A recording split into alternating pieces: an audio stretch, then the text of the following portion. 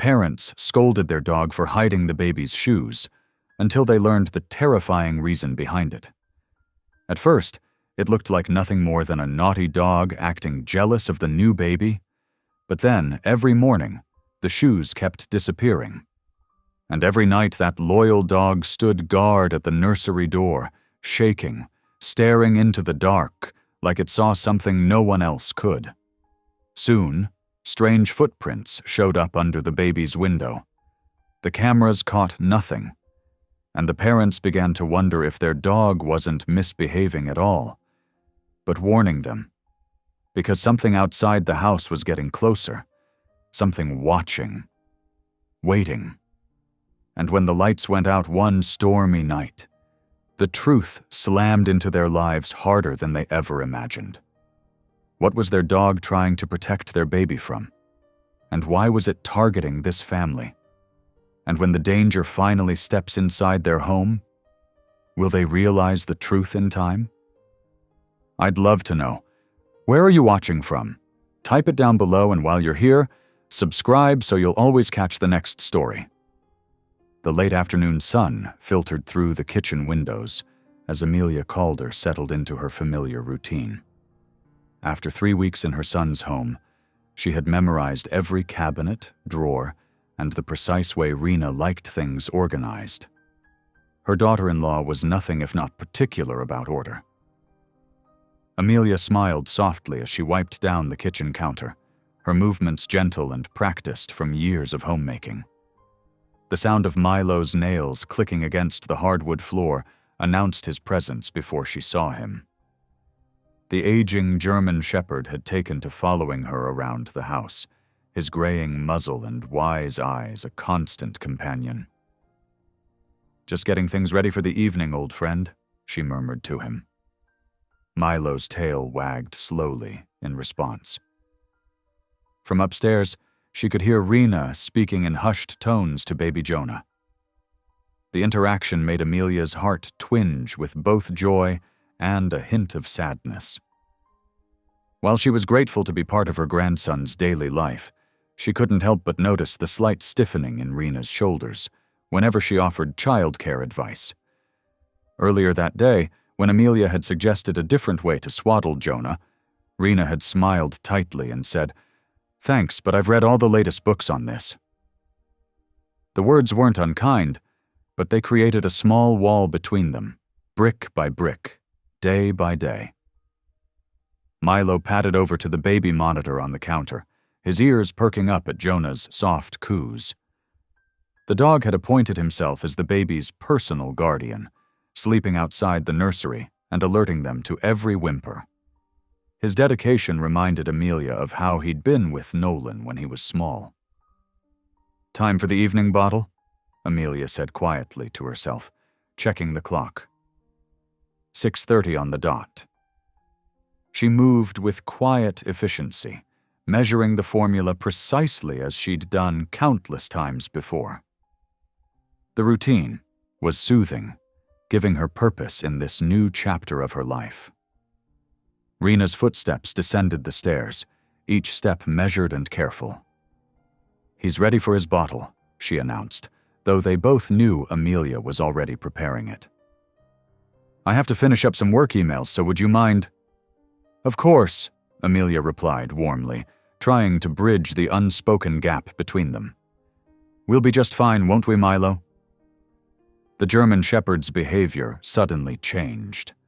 His body tensed, and he moved to stand directly in front of Amelia, his dark eyes fixed intently on the bottle she was preparing. The shift in his demeanor was so abrupt that Amelia paused, the scoop of formula hovering over the warm water. "Milo?" she questioned, unused to seeing him so alert without cause. The dog's stare didn't waver. His ears were forward, his posture rigid with attention. Something about his intensity made the hair on the back of Amelia's neck rise. Upstairs, Jonah began to cry. But this wasn't his usual hungry cry or his tired whimper. This was different. A high-pitched, desperate scream that seemed to pierce through the house like a knife. Amelia had heard hundreds of babies cry during her years of teaching, but never like this. "What's wrong?" Rena called from her home office, alarm clear in her voice. Before Amelia could respond, Milo acted. With a swift movement that belied his age, he reared up and knocked the bottle from Amelia's hands. It clattered to the floor, formula splashing across the tile in a white puddle. "Milo!" Amelia gasped, more shocked than angry. In all his years, he'd never done anything like this. The dog stood over the spilled formula, his hackles raised, a low growl rumbling in his chest. Above them, Jonah's screams continued, raw and frightening. Rena rushed down the stairs, her face pale with concern. "What's happening? What was that noise?" "Milo knocked over the bottle," Amelia explained, her voice shaking slightly. "I've never seen him act this way." They both stared at the German shepherd, who remained firmly planted between them and the spilled formula, his body language clear. "Do not touch." Jonah's cries echoed through the house, spurring them into action. "I'll make another bottle," Amelia offered, reaching for the container of formula. But Milo's growl deepened, stopping her hand mid-motion. His eyes, usually so gentle, were fierce with purpose. "Something's wrong," Amelia whispered, her teacher's intuition merging with a grandmother's instinct. "Rena, get Jonah. I don't think we should use this formula right now." Rena hesitated, torn between skepticism and the unsettling sound of her baby's cries. "But it's the same formula we always use." "Please," Amelia said softly, her eyes meeting her daughter-in-law's. "Trust me on this." Perhaps it was the terror in Jonah's screams, or maybe it was the way Milo stood guard over the spilled bottle like a sentinel. But something in that moment bridged the careful distance between the two women. Rena nodded and hurried upstairs to comfort her son. Amelia looked down at Milo, her hand trembling slightly as she rested it on his sturdy back. "What do you know, old friend?" she whispered. "What did you just stop from happening?" The German shepherd leaned against her leg, his body still tense, but his eyes softer now as they met hers. In that moment, as Jonah's cries began to quiet upstairs and the spilled formula spread across the kitchen floor, Amelia felt the first stirrings of real fear. Not just for herself, but for all of them. The peaceful routine she'd built in her son's home suddenly felt fragile, like a soap bubble ready to burst. As she stared at the innocent-looking puddle of formula that Milo had so adamantly rejected, questions began to form in her mind. Questions she wasn't sure she wanted answered. The kitchen clock ticked steadily on the wall, marking time in a world that suddenly felt much less certain than it had just moments before. Through the window, the late afternoon sun cast long shadows across the floor, stretching toward the spilled formula like pointing fingers. The acrid smell hit Amelia first, sharp and chemical, completely wrong for baby formula. It crept across the kitchen floor with the spreading puddle, making her eyes water. Milo's hackles were still raised, his nose twitching at the toxic scent. Upstairs, Jonah's cries suddenly changed. The piercing screams transformed into something worse, a wheezing, struggling sound that made Amelia's heart stop. "Rena!" she called out, already running for the stairs. "Something's wrong with Jonah." She found Rena holding the baby, whose face was turning an alarming shade of red. His tiny chest heaved with effort as he tried to breathe, each intake of air producing a frightening whistling sound. "He's having trouble breathing," Rena said, panic rising in her voice. "What's happening to my baby? We need to get him to the hospital, now." Amelia grabbed her purse and Jonah's diaper bag, her hands shaking but her voice steady. Years of handling classroom emergencies kicked in, helping her stay focused despite her terror. The drive to the emergency room was a blur of red lights and Jonah's labored breathing. Rena sat in the back with him while Amelia drove, her knuckles white on the steering wheel. She called Nolan on speakerphone, trying to keep her voice calm as she explained the situation. "Meet us at St. Mary's," she said. "Something's wrong with the formula. Jonah's having trouble breathing." The emergency room staff swept into action the moment they arrived. Nurses whisked Jonah away for examination, while a doctor peppered them with questions. What was he exposed to? Any new medications? Changes in his environment? "The formula," Amelia explained, describing Milo's strange behavior and the chemical smell. Something was wrong with it. The doctor's expression shifted subtly, something in his eyes that made Amelia's stomach clench. "We'll run some tests. Were you the one who prepared the bottle?" "Yes, but..." "And you're the grandmother, correct? Not the primary caregiver?" The questions continued, each one feeling more pointed than the last.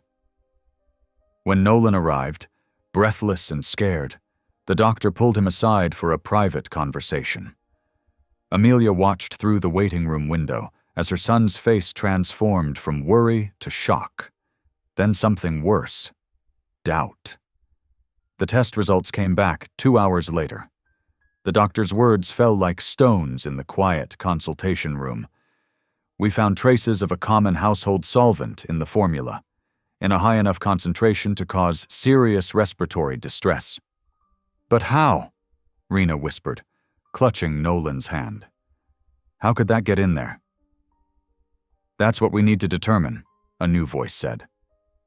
A woman in a neat blazer entered the room, introducing herself as Sandra Wells from Child Protective Services. "We take any potential poisoning case very seriously, especially with infants involved." Amelia felt the room shift around her, as if the floor had tilted. She watched the social worker's eyes move between them, lingering on her longest. "Mrs. Calder," Sandra said gently, "do you help with household cleaning at your son's home?" "Sometimes," Amelia answered, her throat tight, "but I would never..." "And have you been experiencing any memory issues lately? Any confusion about which containers hold what?" The implication hung in the air like smoke. Amelia saw Nolan flinch, saw him exchange a look with Rena that spoke volumes. She wanted to protest, to explain about Milo's warning, but the words wouldn't come. "Mom has seemed a little forgetful lately," Nolan said quietly, not meeting her eyes. "Just small things, but..." "I'm not forgetful," Amelia managed to say, her voice hardly more than a whisper. "And I would never hurt Jonah. Never." But she could feel it happening, the subtle shift in the room, the way Rena pulled slightly away from her, the doubt creeping into Nolan's eyes. The hospital staff's carefully neutral expressions couldn't hide their suspicion. In their minds, she was no longer a concerned grandmother, but a potential threat, an aging woman who might have mixed up cleaning supplies with baby formula. "We'll need to document everything," Sandra continued, her voice professional but kind, "and make some recommendations about supervision during visits." Visits. The word stabbed at Amelia's heart, as if she were already being relegated to the role of occasional visitor rather than trusted family member. Jonah's cry echoed from the treatment room. Normal now, thank God, just tired and hungry. But the sound that had always drawn Amelia to him now felt like a barrier, a reminder of the trust that had been damaged. "I should check on him," Rena said, standing quickly. She didn't ask Amelia to come with her.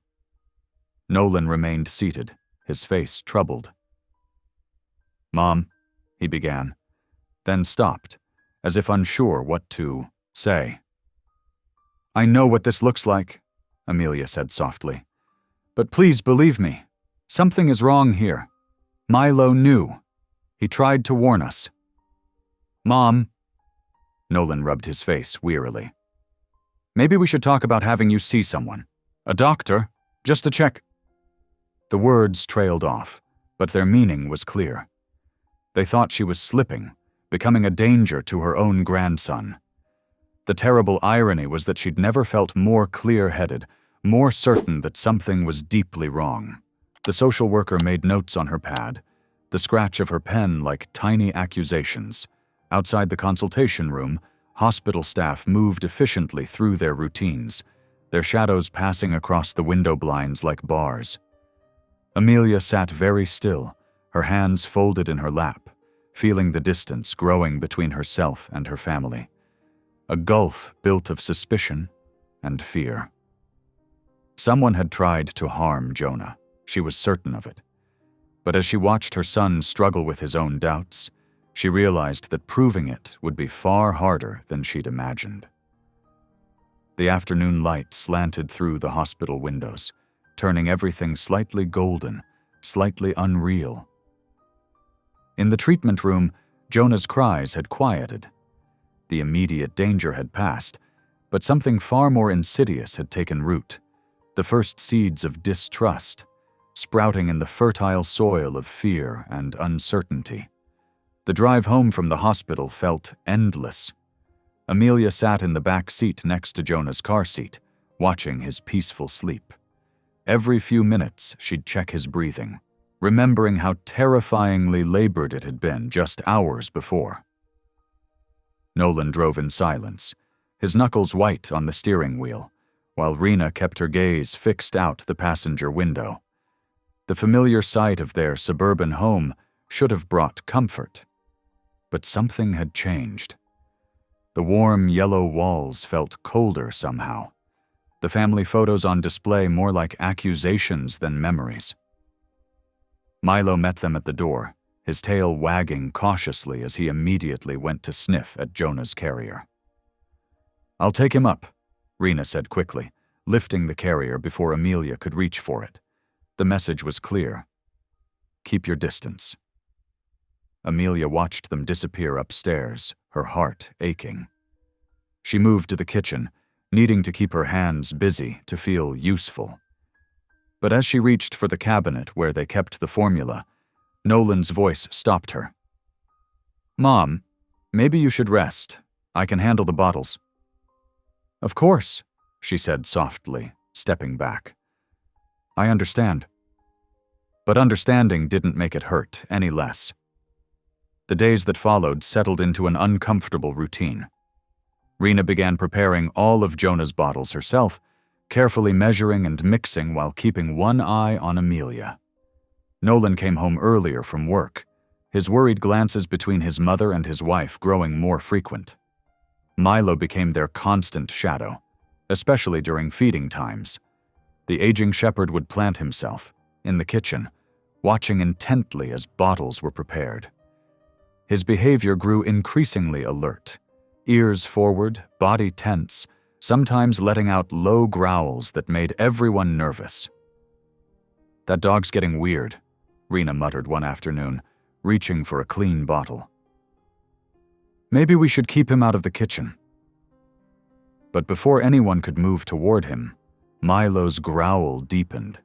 His eyes were fixed on the bottle in Rena's hand. Amelia felt a chill run down her spine, remembering how he'd knocked the contaminated bottle away before. "Wait," she said, moving closer. "Something's wrong with that bottle." Rena pulled back sharply. "I just cleaned it myself." "Please, just let me look," Amelia insisted, reaching for it. The cap seemed oddly sticky, and when she tried to twist it, it wouldn't budge. It's glued shut." Nolan came over, frowning as he examined the bottle. "That's the same smell," he said, his voice tight. "The same chemical from before?" The next hour passed in a blur of phone calls and rising tension. Child Protective Services arrived again, led by Sandra Wells, her expression even more concerned than before. 2 police officers accompanied her this time, their presence making the house feel smaller, more threatening. "We'll need to search the premises," Sandra explained gently. "Standard procedure in cases like this." Amelia sat on the living room couch, watching helplessly as they moved through the house. Milo stayed by her side, his head on her knee, while Rena paced near the stairs with Jonah and Nolan stood by the window, his back rigid with stress. The call from upstairs made everyone freeze. "Ms. Wells, you need to see this." Sandra disappeared upstairs, returning moments later with one of the officers. In his gloved hand was a half-empty bottle of industrial solvent. Amelia's stomach dropped as she recognized the label. The same brand found in Jonah's formula. "This was found in the guest room," Sandra said carefully. "In the back of the closet." "That's not mine," Amelia whispered, but she could see in their faces that no one believed her. "I would never—" "Mrs. Calder," Sandra interrupted gently. "Given these developments, we need to discuss Jonah's safety." Rena clutched Jonah closer, turning away. Nolan's face had gone pale, his expression torn between love and fear.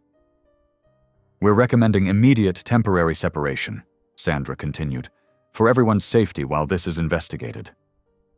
"No," Amelia breathed, rising from the couch.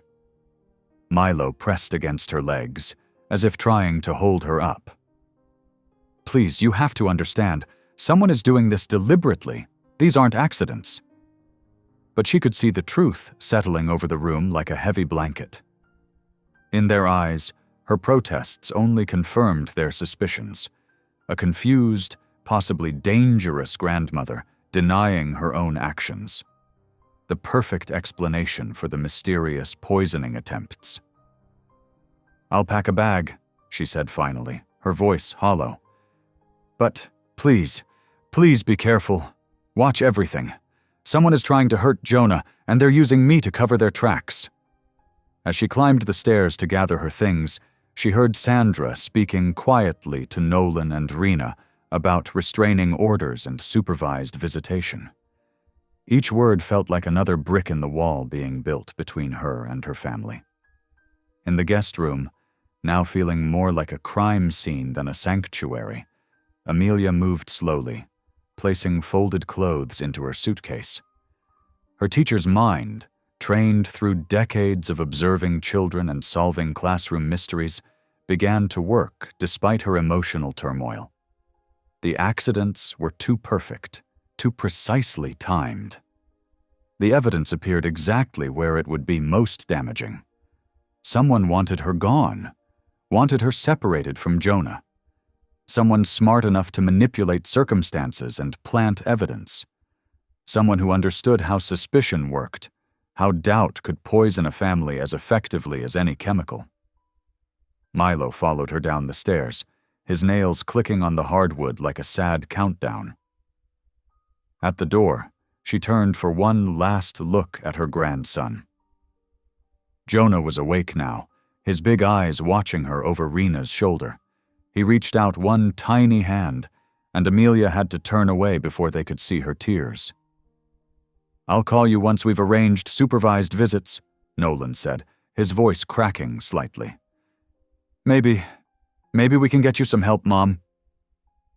Amelia nodded, not trusting herself to speak. As she walked to her car, she felt the weight of their stares through the windows. The police cruiser would follow her to make sure she went straight to the hotel Sandra had arranged. What they couldn't see was the steel forming beneath her grief.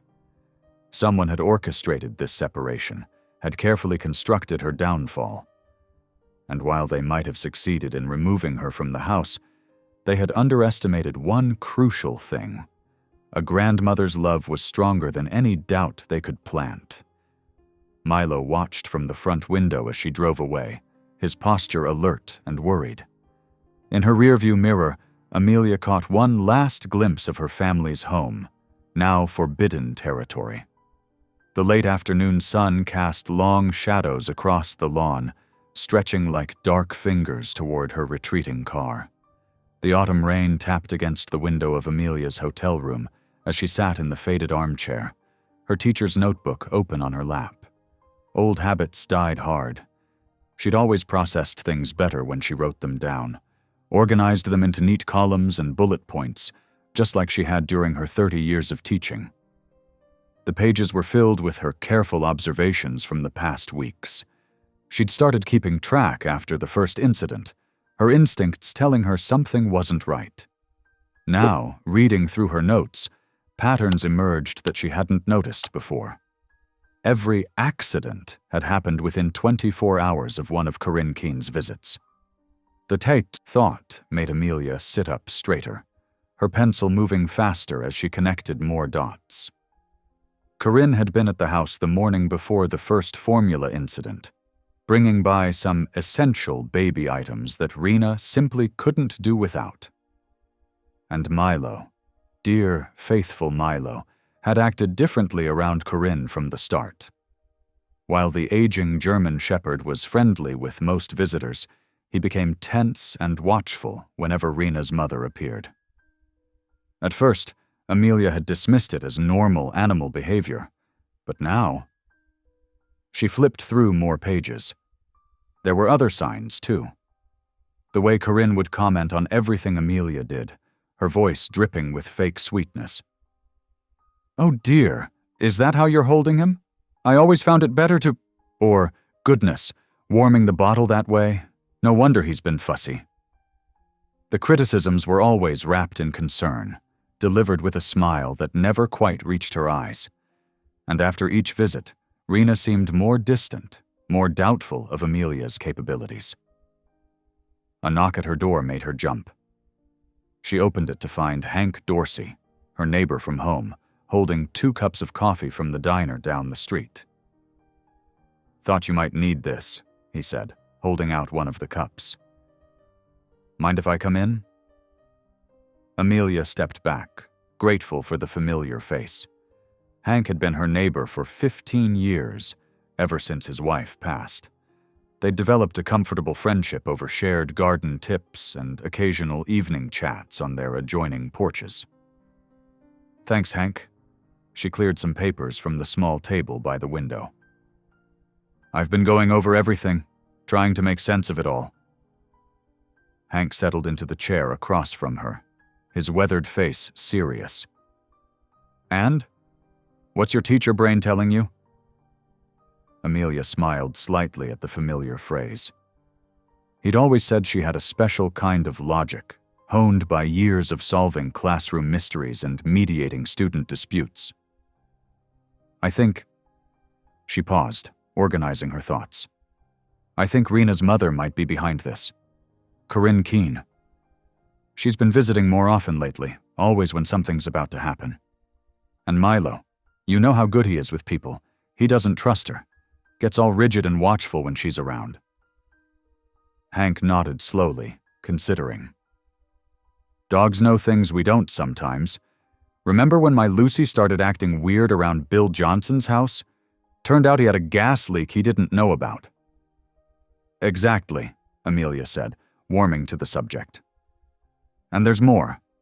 Corinne's always had this control over Rena. She's subtle about it, but she manipulates everything. The way Rena dresses, how she decorates, how she cares for Jonah. Nothing's ever quite good enough." "And now you're in the way," Hank finished quietly. "Yes." Amelia's hands tightened around her coffee cup. "I think she sees me as a threat to her influence. But Hank, poisoning attempts? That seems so extreme." "Maybe not, if control means everything to her." Hank leaned forward. "Have you talked to anyone else about this?" Amelia shook her head. "Who would believe me? I'm already the suspicious grandmother who might be losing her mind, but…" She hesitated. "I did make an appointment to see Dr. Leona Pike at the hospital tomorrow. She's the toxicologist who analyzed the formula samples. I thought maybe she could tell me more about how the contamination might have happened." "Smart," Hank approved. "Get the science behind it. That's evidence nobody can argue with." The next afternoon, Amelia sat across from Dr. Pike in her office, trying to appear calmer than she felt. The toxicologist was younger than Amelia had expected, with kind eyes behind practical glasses and a manner that put her at ease. "Mrs. Calder," Dr. Pike began, "I've reviewed the test results from both incidents. The solvent found in the formula was a common household cleaner, but highly concentrated. What concerns me is how precisely it was added, just enough to cause distress, but not enough to be immediately fatal. Amelia felt a chill at those words. Could you tell how it was introduced? Dr. Pike nodded. That's what's interesting. The contamination had to happen after the formula was prepared, but before it was given to Jonah. The solvent doesn't mix well with the formula. It would have been visible if added too early. Someone with knowledge of basic chemistry would know this. Someone like a person who took advanced chemistry in private school and has always prided herself on her scientific mind? Amelia asked quietly. Dr. Pike's eyebrows rose slightly. You have someone specific in mind. My daughter-in-law's mother. She's always there, hovering, watching, and things only go wrong when she's been around. The toxicologist was silent for a moment, considering. Mrs. Calder, I can't make accusations. But I can tell you this, these contaminations weren't accidents. They were calculated, precise, and they were done by someone who had both opportunity and knowledge. Amelia left the hospital with her mind racing. The pieces were falling into place, forming a picture that both terrified and angered her. Corinne Keene, with her perfect smile and iron control, was trying to remove her from Jonah's life, and she was willing to risk her own grandson's health to do it. Back in her hotel room, Amelia added Dr. Pike's insights to her notebook. The evidence was circumstantial, but it was building. Milo's behavior, the timing of the incidents, the precise nature of the contamination, Corinne's subtle undermining and constant presence. She looked at the family photo on her nightstand. Nolan, Rena, and tiny Jonah all smiling. Her family, who now viewed her with suspicion and fear. Somehow, she had to protect them, had to expose the truth before Corinne's manipulations went any further. But how could she prove what she suspected? How could she make them see the danger that walked into their house with a grandmother's smile and a heart full of poison? The rain had stopped outside, leaving the world washed clean and quiet. Amelia touched the photo gently, her resolve strengthening. She would find a way. For Jonah's sake, for all their sakes, she would find a way to reveal the truth. The tiny camera felt heavy in Amelia's hand as she stood in her hotel room examining it. Hank had helped her choose it from the electronics store. Small enough to hide among the kitchen knickknacks, but powerful enough to capture clear video even in low light. Her hands trembled slightly as she turned it over, wondering if she was really prepared to do this. "You're sure about the angle?" she asked Hank, who was helping her test the camera's positioning using a water bottle as a stand-in for the kitchen counter. "Positive," he replied, his weathered face serious. "From behind the cookie jar, it'll catch anyone approaching the bottle area. We've checked it 3 times.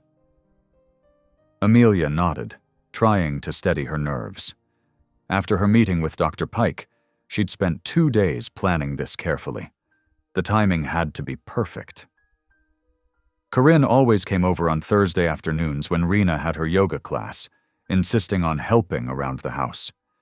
Her help invariably involved reorganizing everything Amelia had done.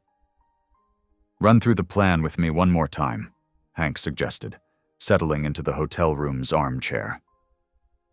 "Sometimes saying it out loud helps." Taking a deep breath, Amelia began pacing. "I'll arrive early tomorrow morning, before anyone else is up. The camera goes behind the ceramic cookie jar, the blue one with white flowers that Rena's aunt made. It looks cluttered there anyway, so no one will notice anything different." "Good," Hank encouraged. "Then what?" "I'll prepare a decoy bottle with plain water and leave it on the counter, like I got interrupted while making it.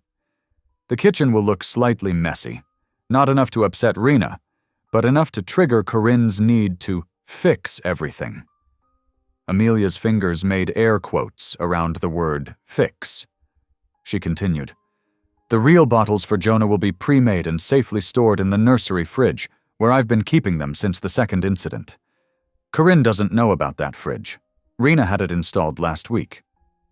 Hank nodded approvingly. Smart thinking? And you're sure about the timing? Yes. Rena leaves for yoga at 2 o'clock sharp. Corinne always arrives 15 minutes later, saying she's there to help with Jonah. She'll find me in the nursery, where I'll be genuinely busy changing him. That's when she usually takes the opportunity to straighten up the kitchen. Amelia stopped pacing and sat heavily on the edge of the bed. But Hank, what if I'm wrong? What if I'm seeing patterns that aren't there? You're not wrong, Hank said firmly. Everything you've noticed, Milo's behavior, the precise contamination Dr. Pike mentioned, the convenient timing of the incidents, it all points to Corinne. And remember what Dr. Pike said about the chemical knowledge needed? That's true, Amelia admitted. Corinne never lets anyone forget she was a science whiz in school. She still corrects Rena's father about chemical formulas at dinner parties, according to Nolan. They spent the next hour practicing with the camera, making sure Amelia could set it up quickly and checking that the angle would catch anyone approaching the counter. The memory card could record for 8 hours, more than enough time to capture any suspicious activity. That night, alone in her hotel room, Amelia barely slept. She kept running through worst-case scenarios. What if Corinne discovered the camera? What if she chose tomorrow to stay away? What if the camera failed? By morning, her eyes were gritty with exhaustion, but her determination hadn't wavered. She arrived at the house at 6:30 in the morning, using her key to let herself in quietly. Milo met her at the door, his tail wagging softly. Shh, she whispered, patting his head. We're on a mission today, old friend. The house was silent except for the distant hum of the furnace. Upstairs, she could hear Jonah making his early morning baby sounds through the monitor in the kitchen. He'd be wanting his bottle soon, but Rena usually handled the first morning feeding. With trembling fingers, Amelia set up the camera, positioning it carefully behind the cookie jar. From this angle, it had a clear view of the counter where she always prepared bottles. She tested the sight line 3 times, making sure nothing blocked its view. Next came the decoy bottle. She filled it with room temperature water and left it conspicuously on the counter, positioned to look like she'd been interrupted while making it. Around it, she artfully arranged slight disorder. A dish towel draped haphazardly, the formula container left open, a few drops of water on the counter. She stood back, surveying her work.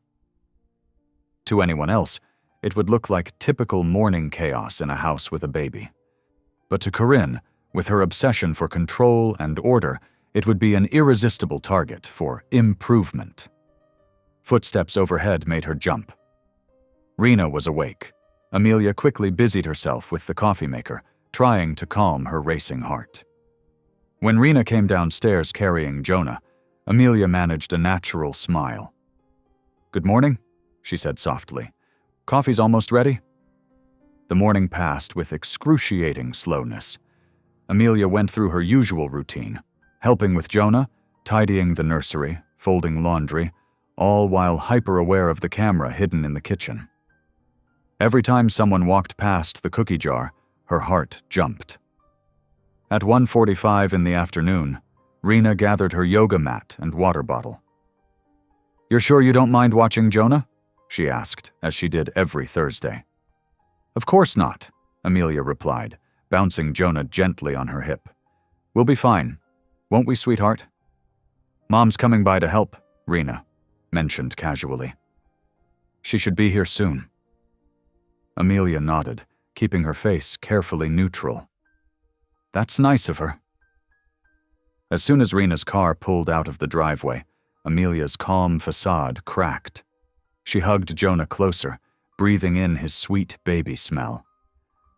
"It's just you and me now, little one," she whispered. "Well, you, me, and Milo, and we're going to fix this." Right on schedule, at 2:15, she heard Corinne's key in the lock. Milo, who had been dozing in the corner, immediately stood at attention, a low growl building in his throat. "It's just me," Corinne called out in her artificially bright voice. "Where are my two favorite people?" "We're up in the nursery," Amelia called back, her voice steadier than she felt. "Just finishing up a diaper change." She took her time with Jonah's diaper, making sure to occupy herself thoroughly. Below, she could hear Corinne's heels clicking on the kitchen tile. There was a pause, then the sound of cabinets opening and closing.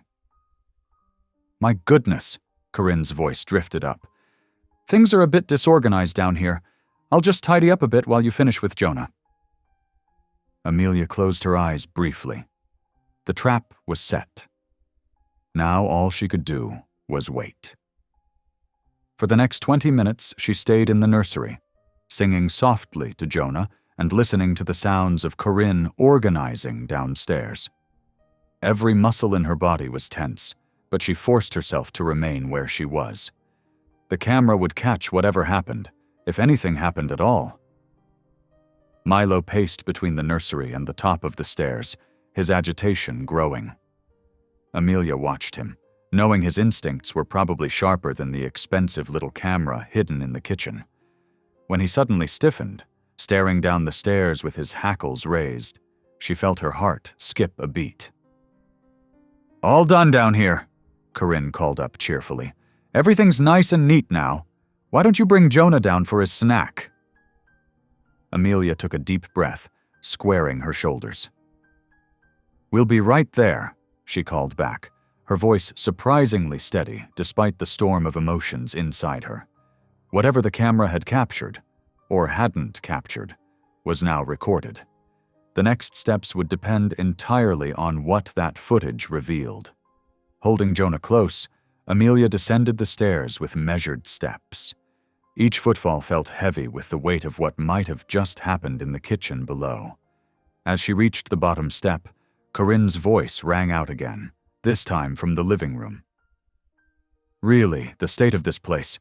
I don't know how Rena manages with everything so disorganized." The criticism dripped with false concern.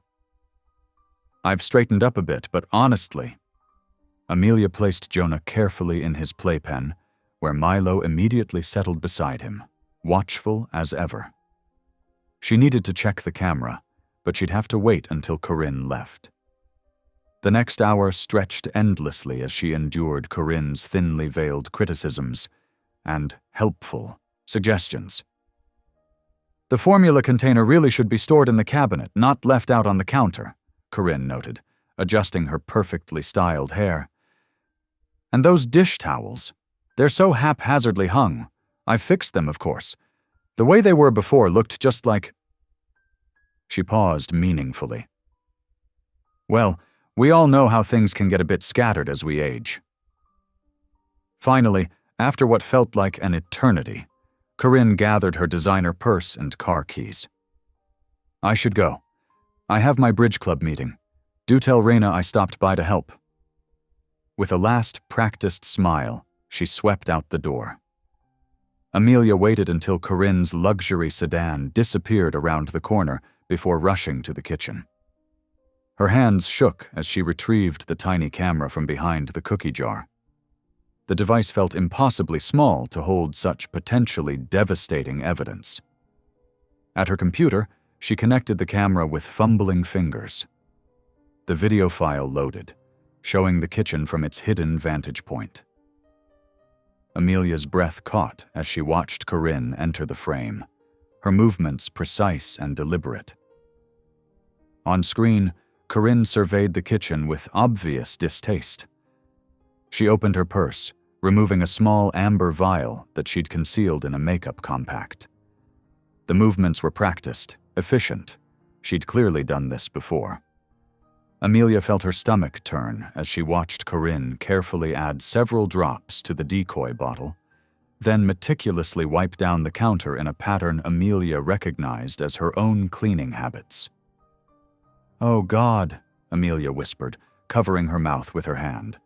Even though she'd suspected, known, really, seeing it happen was something else entirely. The calculated nature of it, the way Corinne had studied and mimicked Amelia's routines to frame her. It was chilling. She played the video again, making sure to note every detail. The timestamp was clearly visible. The lighting was good. There was no mistaking what was happening or who was doing it. She had her proof. Relief flooded through her, followed immediately by a wave of dread. How could she show this to Rena? The young woman practically worshipped her mother, despite, or perhaps because of, Corinne's controlling nature. This would shatter her world. Jonah's happy gurgle from the playpen drew her attention. Her precious grandson, who had nearly been poisoned multiple times by his own grandmother. The weight of protecting him settled on her shoulders, stealing her resolve. This wasn't about her anymore, or even about Rena's feelings. This was about keeping Jonah safe. She heard Rena's car pull into the driveway, returning from yoga class. Quickly, Amelia saved multiple copies of the video file and tucked the camera away safely. Her heart pounded as Rena's key turned in the lock. The truth would have to come out, but she needed to be strategic about how and when to reveal it. "Hi, Mom. Hi, Jonah," Rena called out cheerfully as she entered, her yoga mat tucked under her arm. "Did everything go okay? Did my mother stop by?"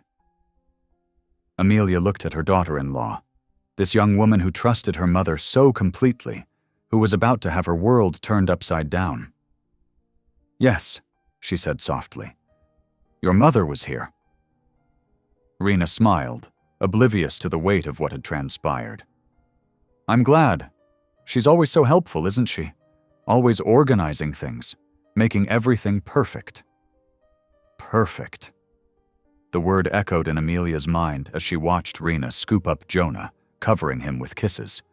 Perfect was Corinne's weapon, her excuse for controlling everything and everyone around her, even if it meant harming her own grandson to maintain that illusion of perfection. Milo pressed against Amelia's leg, letting out a soft whine. She reached down to scratch behind his ears, grateful for his steady presence. He had known all along. He had tried to warn them.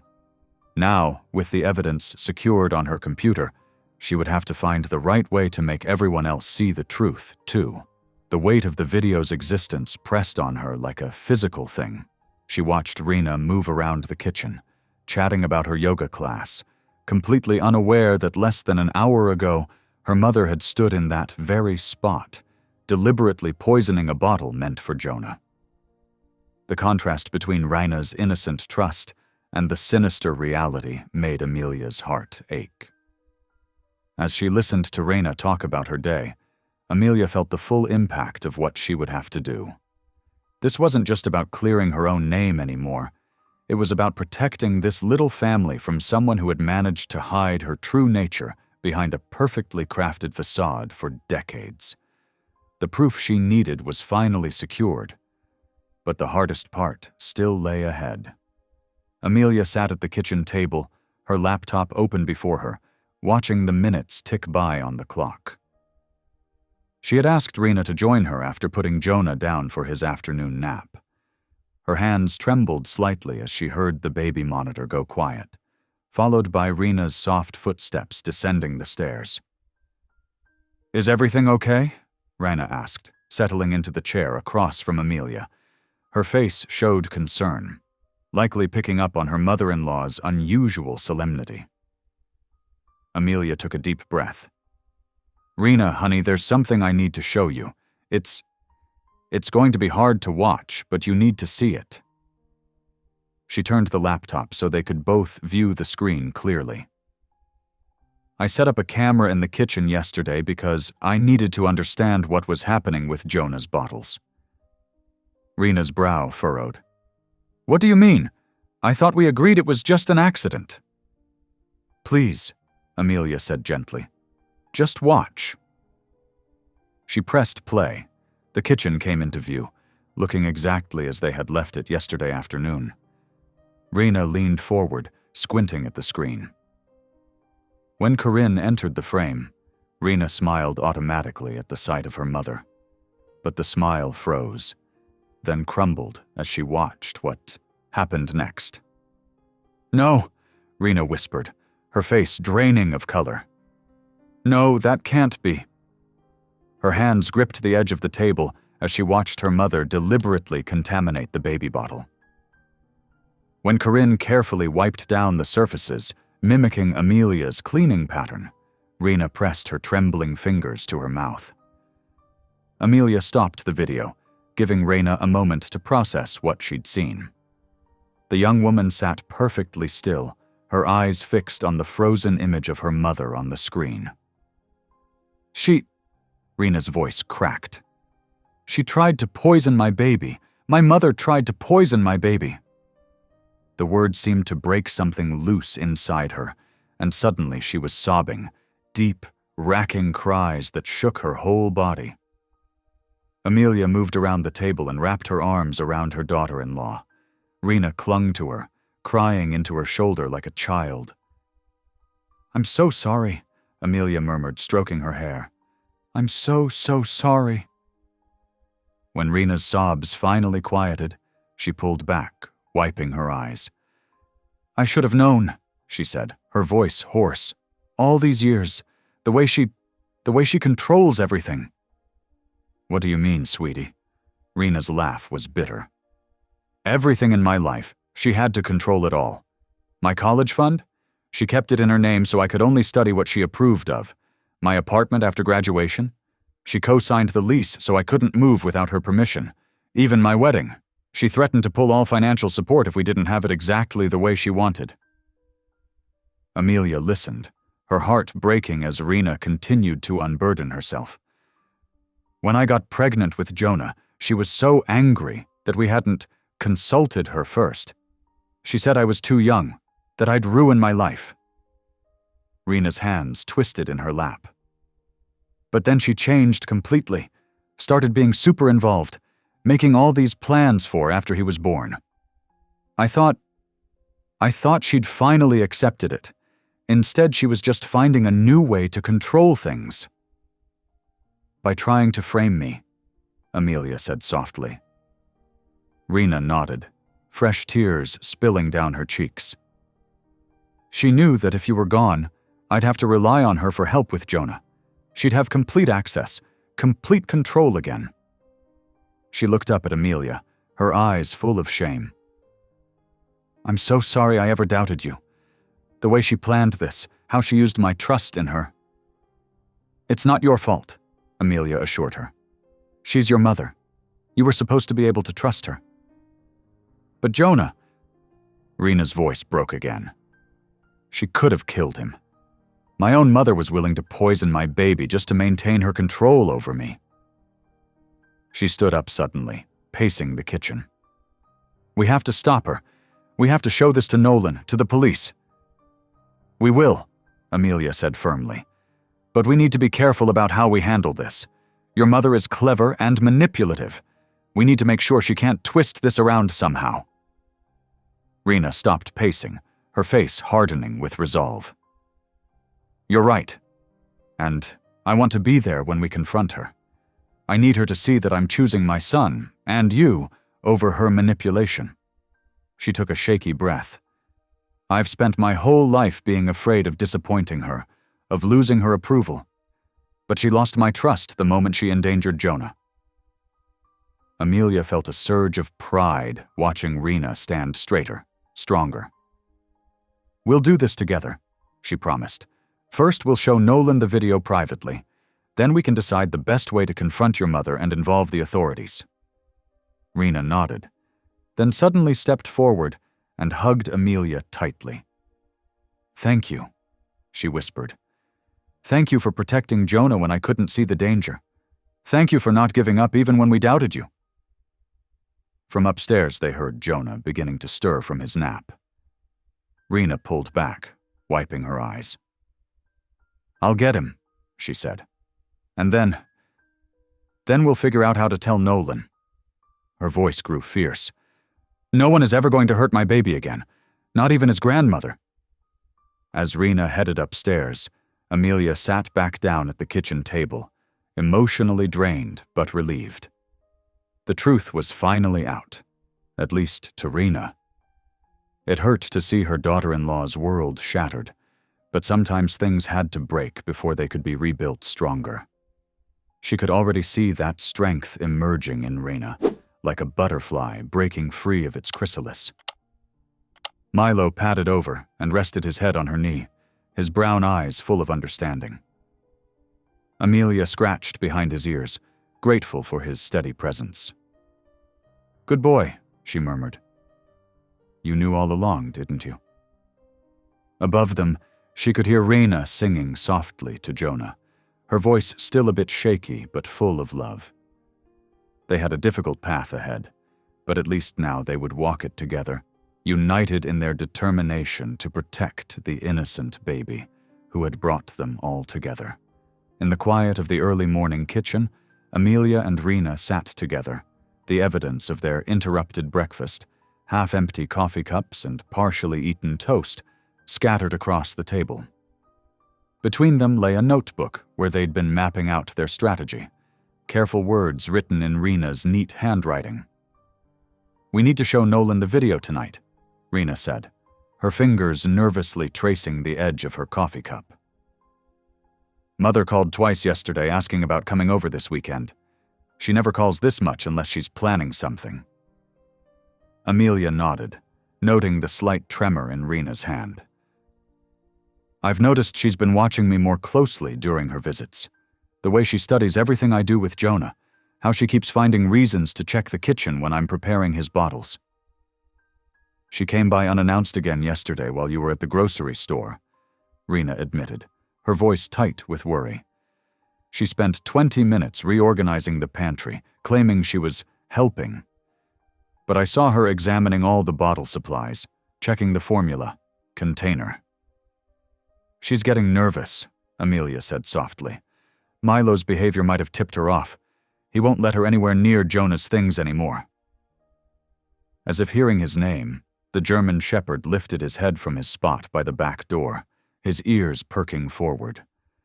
Both women watched as he suddenly stood, padding to the window with a low growl building in his throat. "Speaking of," Rena whispered, rising to peek through the curtains. "That's her car pulling up. Again. Third time this week, and it's only Wednesday." Amelia quickly gathered up their planning notes, tucking them safely away in her crossword puzzle book, a place Corinne would never think to look. "Remember," she murmured to Rena, "act natural. We can't let her suspect we know anything until we've talked to Nolan." Rena squared her shoulders, a new strength visible in her posture that hadn't been there before discovering the truth about her mother. "I know. I can handle this. I've been practicing my whole life at pretending everything's fine around her." The doorbell chimed, its cheerful tone at odds with the tension filling the room. Milo's growl deepened slightly. "Quiet, boy," Amelia soothed, though privately she agreed with the dog's assessment. Rena opened the door to reveal Corinne Keene, impeccably dressed as always in a cream-colored pantsuit that probably cost more than most people's monthly salary. "Darling," she exclaimed, air-kissing Rena's cheeks. "I was just in the neighborhood and thought I'd pop by to see my gorgeous grandson." "Mother, what a surprise," Rena managed, her voice steady despite the lie. They all knew this visit was deliberately planned. "Jonah's actually down for his morning nap right now." "Oh, what a shame." Corinne swept into the house, her sharp eyes taking in every detail. "I'll just wait then. We can have a nice chat in the meantime." Her gaze landed on Amelia, and though her smile remained fixed, something cold flickered in her eyes. "Amelia, dear, still here helping out?" "Always," Amelia replied pleasantly, matching Corinne's artificial warmth with practiced ease. "Jonah's at such a wonderful age. Wouldn't miss it for the world." Yes." Corinne set her designer handbag down, positioning herself so she could see both the kitchen and the baby monitor on the counter. "Though it must be exhausting at your age. No one would blame you if you needed to step back a bit." The underlying message was clear. Leave. I find I have plenty of energy for my grandson, Amelia responded, noting how Corinne's perfectly manicured fingers tightened slightly on her bag. Mother, would you like some coffee? Rena interjected, her voice just a fraction too bright. I just made a fresh pot. Thank you, darling. Corinne followed Rena into the kitchen, pausing to straighten a picture frame on the wall, a photo of Amelia holding newborn Jonah.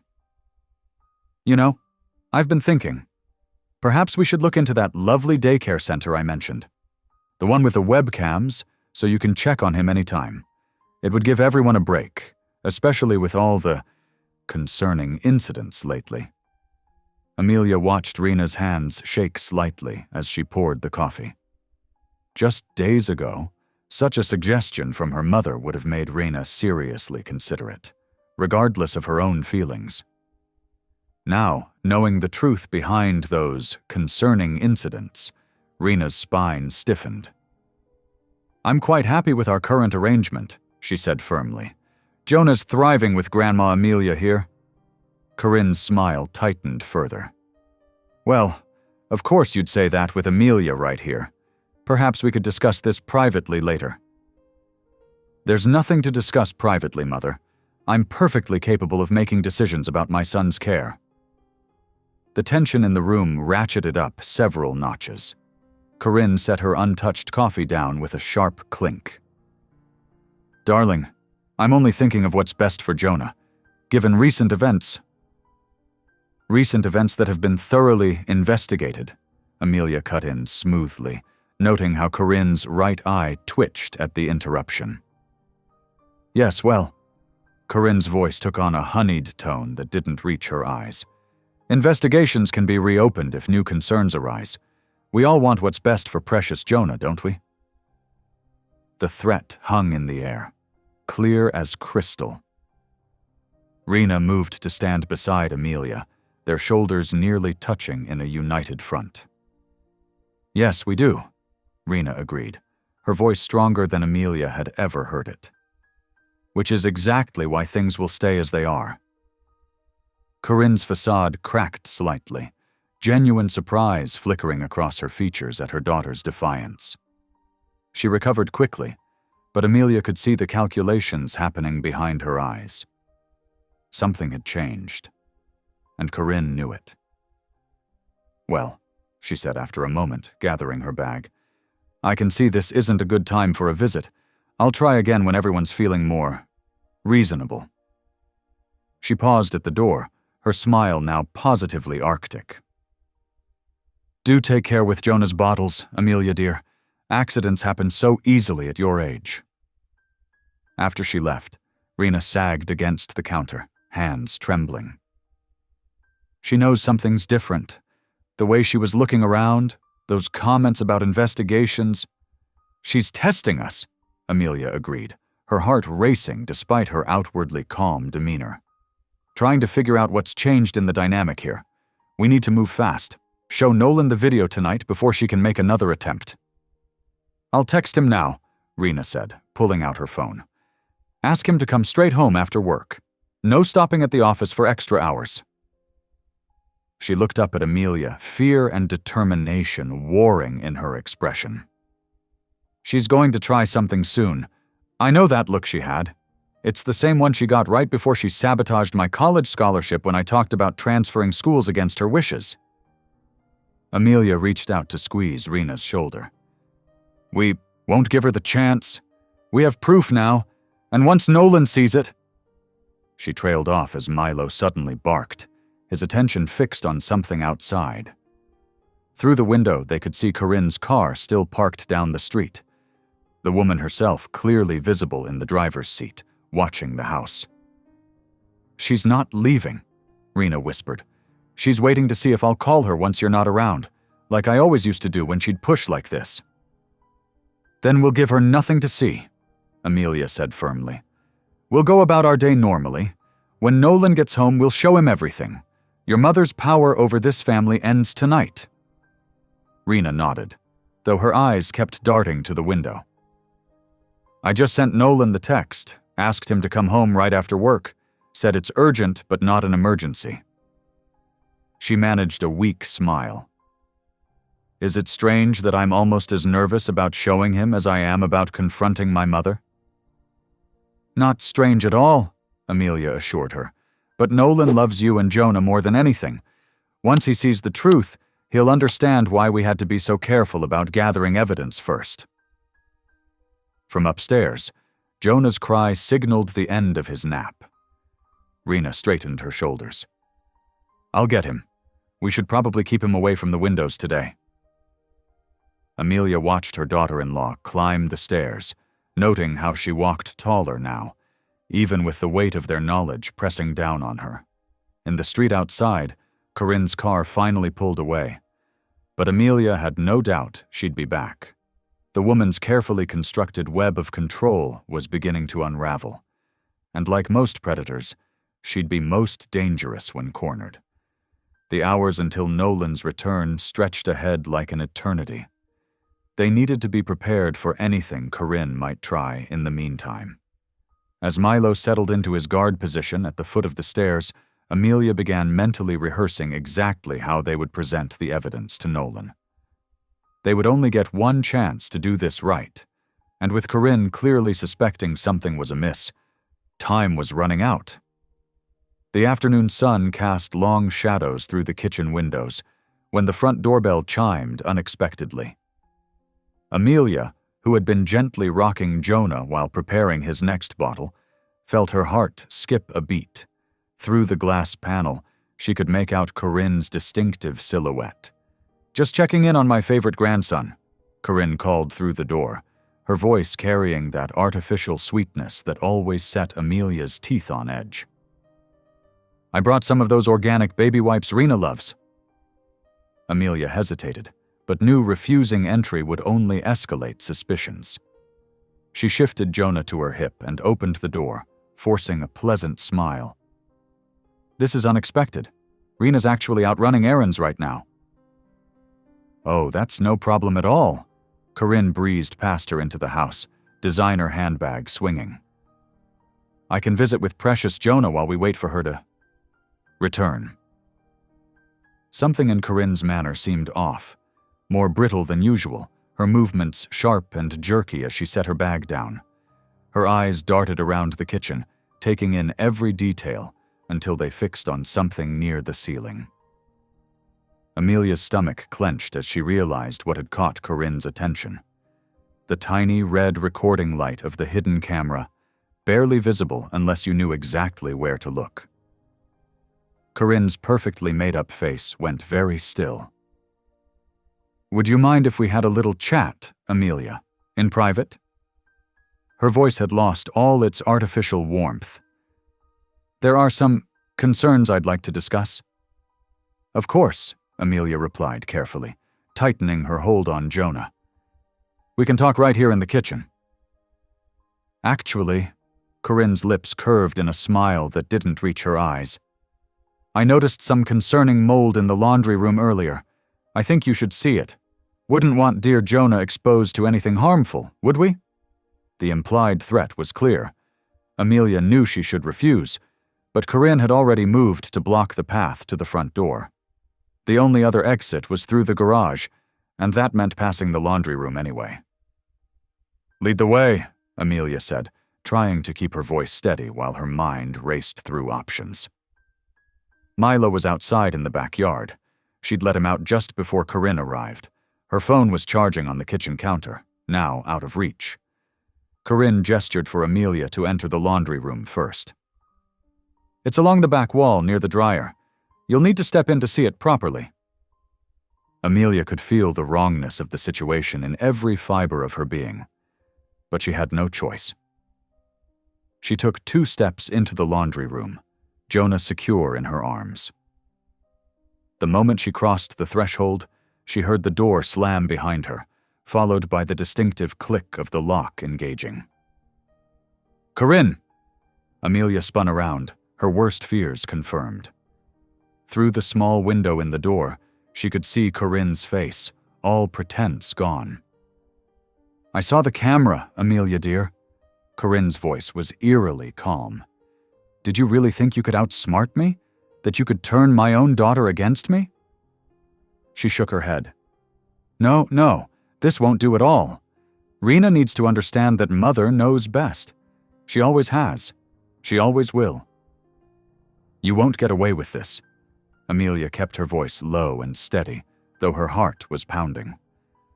"Rena and Nolan already know what you've done." "They suspect, perhaps," Corinne corrected, "but suspicion isn't proof. And once there's a tragic accident with the gas line—" She gestured to the dryer hookup behind Amelia. "Well, who would question a grieving grandmother who tried so hard to warn everyone about the forgetful old woman caring for her grandson?" Jonah began to fuss, picking up on the tension. Amelia bounced him gently, mind working furiously. The laundry room had no windows to the outside, just the small one in the door. The walls were solid. Even if she screamed, the neighbors wouldn't hear. Her only hope was Rena returning soon. But even that could be dangerous if Corinne was truly desperate enough to tamper with the gas line. "Think about what you're doing," Amelia tried to reason with her. "You say you love Jonah, but you've been poisoning him for weeks. Is control really worth destroying your own grandson's life?" "I would never truly harm him," Corinne snapped. "Those were calculated doses, just enough to cast doubt on you, to make Rena see she needs her mother's guidance. She's so young, so naive. She needs me to protect her from people like you, trying to come between us." "People like me?" Amelia felt a flash of anger. "You mean people who actually care about Rena's well-being? Who want her to be strong and independent?" "Independent?" Corinne laughed sharply. "She's never been independent. Every decision, every achievement, I orchestrated all of it. Her marriage to Nolan, her perfect little life. It's all because I made it happen. And I won't let you destroy that." Through the small window, Amelia could see Corinne moving around the kitchen, methodically opening cabinets. Looking for something specific, Amelia realized with growing dread. The cleaning supplies were kept locked away because of Jonah, but Corinne had been in the house often enough to know where everything was. Jonah's fussing increased to full-blown crying. The laundry room was growing warm, and the air felt thick. Amelia tried the light switch, but nothing happened. Corinne must have flipped the breaker. In the dimness, she felt along the walls, searching for anything that might help, all while keeping up a steady stream of soothing whispers to Jonah. "Shh, sweet boy. It's going to be okay. Mommy will be home soon." She prayed she wasn't lying. Rena had only gone to pick up a prescription. She should be back any minute. But would she realize something was wrong in time? Through the door, she heard Corinne humming to herself, an oddly cheerful sound that made Amelia's skin crawl. The woman was completely unraveling, years of careful control crumbling in the face of exposure. That made her more dangerous than ever. Amelia's fingers found the gas line connection to the dryer. It was secure for now, but she had no illusions about Corinne's intentions. She needed to find something to defend herself with, something she could use to prevent Corinne from getting to that gas line when she inevitably came back. The ironing board leaned against one wall. Not much of a weapon, but it could be used to jam under the door handle. The laundry supplies were all sealed in child-proof containers. Nothing immediately useful there. Her search grew more urgent as Jonah's cries echoed off the concrete walls. Now, Corinne called through the door. "Don't upset the baby. This will all be over soon. Just a tragic accident. These old houses have such dangerous wiring, such faulty gas lines. Poor Rena will need her mother more than ever." The casual way she spoke of murder made Amelia's blood run cold. This woman had been poisoning her own grandson for weeks, all to maintain control over her daughter.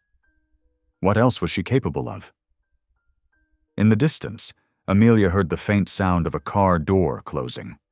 Her heart leaped. Could that be Rena returning?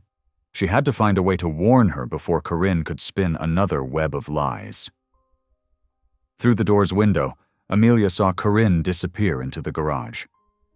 Moments later, a thick towel was shoved under the door, sealing them in. Amelia's chest tightened. She recognized the first signs of her asthma acting up as a faint smell of smoke began seeping into the laundry room. "Dear God, she's really doing it," Amelia whispered, clutching Jonah closer.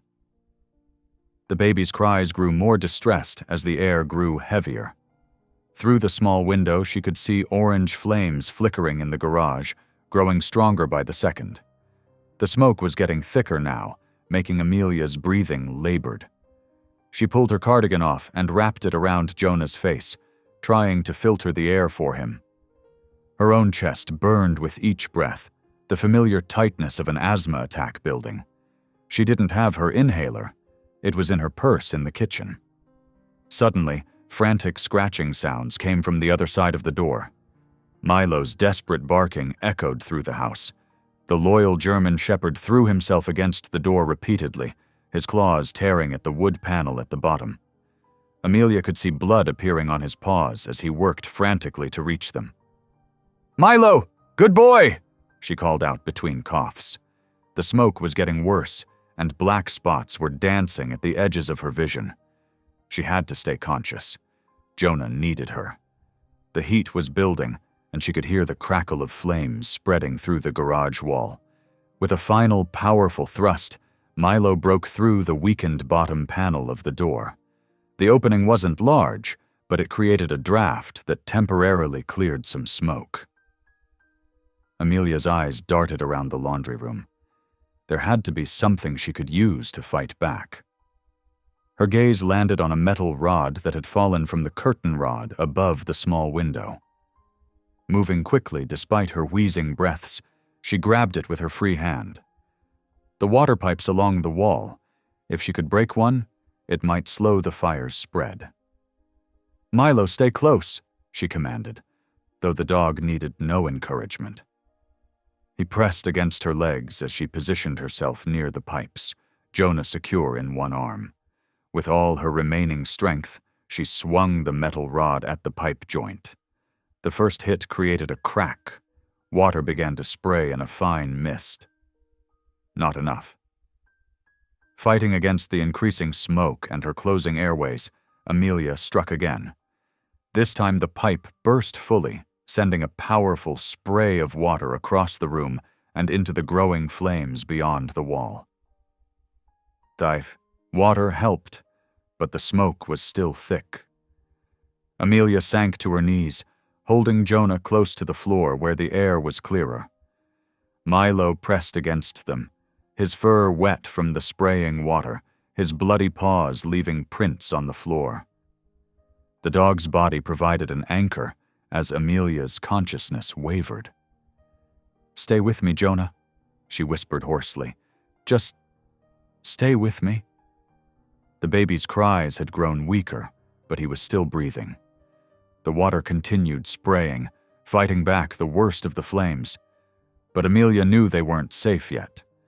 Her vision blurred as her lungs screamed for clean air. She focused on Jonah's face, on Milo's steady presence beside them, using their need for her as motivation to stay conscious despite her body's desperate urge to give in to the darkness at the edges of her vision.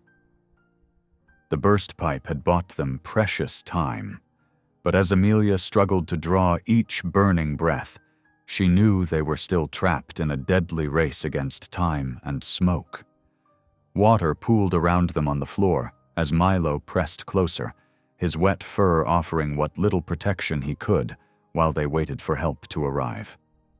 The screech of tires announced Reina's arrival home. As she jumped out of her car, the acrid smell of smoke hit her nose, and she could hear the smoke alarms blaring from inside. Through the kitchen window, she spotted her mother frantically jabbing at Amelia's laptop, trying to delete the incriminating video files. "Mom, what are you doing?" Reina burst through the door, her voice cutting through the chaos. The smoke was thicker now, rolling in waves from the direction of the laundry room. Corinne whirled around, her perfectly maintained facade cracking. "Reina, darling, There's been a terrible accident. Stop lying." Rena's voice shook with anger. "Where are Amelia and Jonah?" Something in Corinne snapped. Her composed mask shattered completely, revealing the desperation beneath. "This is all your fault. You chose that woman over me. I gave you everything, your education, your lifestyle, your future, and you repay me by letting her take my grandson away?" "You tried to poison my baby," Rena screamed, lunging for her phone to call 911. "I would never hurt him. I just needed to get rid of her." Corinne's voice rose hysterically. "Once Amelia was gone, you and Jonah would have come to live with me. Everything would have been perfect. I could have controlled—" She caught herself, but it was too late. "Controlled?" Rena's voice was ice cold. "Like you've controlled me my whole life?" The wail of approaching sirens cut through their confrontation. Firefighters burst through the door, rushing toward the smoke-filled laundry room. They broke down the door to find Amelia unconscious but still protecting Jonah, with faithful Milo pressed against them both. The baby was crying weakly, a blessed sound that meant he was alive. As paramedics rushed to treat them, Rena heard her mother's final broken confession to the police officers who had arrived. "I just wanted my daughter back. I thought if I framed Amelia, made her look unstable, but she ruined everything by finding that camera. I had to stop her. I had to—" The police moved swiftly, reading Corinne her rights as they led her away in handcuffs.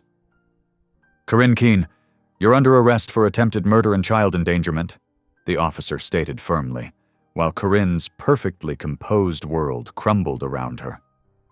Nolan burst through the door moments later, his face ashen with horror at the scene before him. Emergency vehicles' lights painted everything in alternating red and blue. His eyes found Amelia sitting on the back of an ambulance, an oxygen mask covering her face as she recovered from the smoke. "Mom," he choked out, rushing to her side. "I'm so sorry. I should have believed in you. I should have known—" His voice broke as tears filled his eyes. Amelia reached for his hand, squeezing it weakly. A police detective approached them, his expression gentle. "Mrs. Calder, we've dismissed all previous accusations against you. The evidence is absolutely clear about Mrs. Keene's involvement. Child Protective Services has already been notified and will be removing all notes from your file." Near them, veterinary technicians were carefully treating Milo's burned paws and the deep cuts he'd sustained breaking through the door. "This dog's a hero," one of the firefighters declared, kneeling to gently pat Milo's head. "If he hadn't gotten through that panel when he did—" The German Shepherd's tail wagged weakly at the praise, but his eyes never left Amelia and baby Jonah, who was being checked by paramedics. The faithful dog had done what he'd always known was his job, protecting his family, no matter the cost. A CPS worker who had previously questioned Amelia approached with official paperwork, showing her complete clearance. "Mrs. Calder, we owe you an apology. You've been fully vindicated." The seasons changed slowly as healing took root in the Calder home. Autumn leaves gave way to winter frost, and gradually spring's warmth began to seep back into their lives. Through it all, Amelia remained steady as a heartbeat, her quiet strength now visible to everyone. In their bright kitchen one morning, Nolan sat with his mother over steaming cups of coffee. "I keep thinking about how I almost lost everything because I couldn't see what was right in front of me," he said, his voice thick with emotion. "Mom, you were always the one who taught me to look deeper, to question things. But I let fear cloud my judgment." Amelia reached across the table, covering his hand with hers. "We all did what we thought was right at the time," she said softly.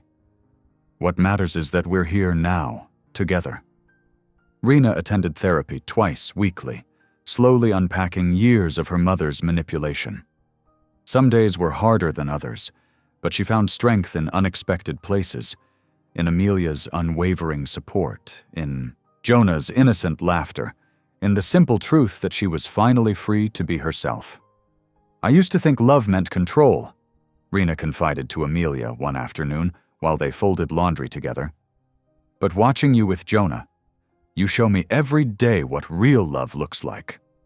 Milo's recovery was slower than the rest. His paws, burned and cut from his heroic rescue, took time to heal. But his dedication never wavered. He maintained his post near Jonah's crib, now able to rest peacefully, knowing the threat was gone. The veterinarian praised his progress, noting how well the scars were healing. The family's bond grew stronger with each passing day. Where once there had been doubt and tension, now there was understanding and trust. Amelia's wisdom was sought after, her observations valued. She wasn't just the grandmother who helped with childcare anymore. She was the foundation that had kept their family from crumbling when everything else threatened to fall apart. The morning sunlight streamed through the living room windows, casting warm patterns across the hardwood floor. Legal papers lay spread out on the coffee table as Nolan held a pen, his expression thoughtful and determined. Amelia sat beside him, watching as he carefully signed each document. "Co-guardian?" Nolan said softly, looking up at his mother.